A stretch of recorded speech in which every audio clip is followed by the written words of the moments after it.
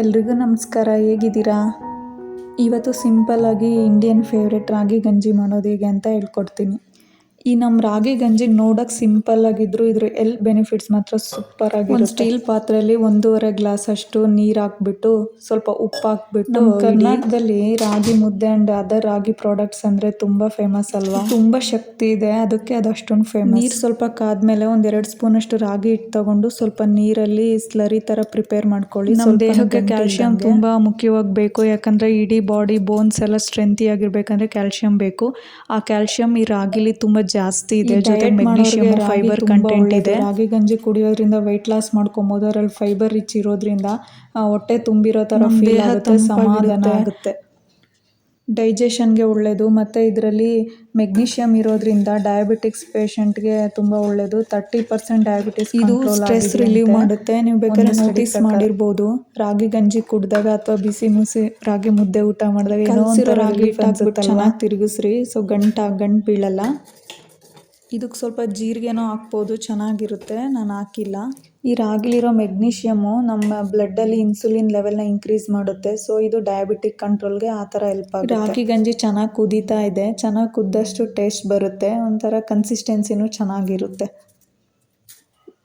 ಬೆಳ್ಳುಳ್ಳಿನ ಸಣ್ಣದಾಗಿ ಕಟ್ ಮಾಡಿ ಅಥವಾ ತುರಿದು ಹಾಕಿದರೆ ಇನ್ನೂ ಟೇಸ್ಟ್ ಚೆನ್ನಾಗಿರುತ್ತೆ, ಒಂಥರ ಖಾರವಾಗಿ ಚೆನ್ನಾಗಿರುತ್ತೆ ಈ ಚಳಿಗೆ. ಇವಾಗ ರಾಗಿ ಗಂಜಿ ಆಲ್ಮೋಸ್ಟ್ ರೆಡಿ ಆಯಿತು. ಸ್ವಲ್ಪ ಕೊತ್ತಂಬರಿ ಸೊಪ್ಪು ಹಾಕ್ಬಿಟ್ರೆ ಇನ್ನೂ ಚೆನ್ನಾಗಿರುತ್ತೆ ಟೇಸ್ಟು.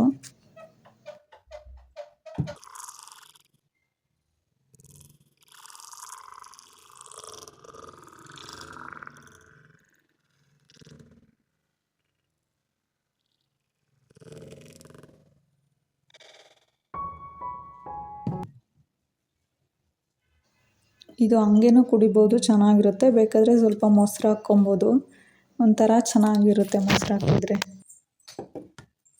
ಚಳಿ ಇದ್ದಾಗ ಹಾಲು ಹಾಕ್ಕೊಂಡು ಕುಡಿಬೋದು, ಬಿಸಿಲಿದ್ದಾಗ ಮೊಸರು ಹಾಕ್ಕೊಂಡ್ರೆ ಚೆನ್ನಾಗಿರುತ್ತೆ.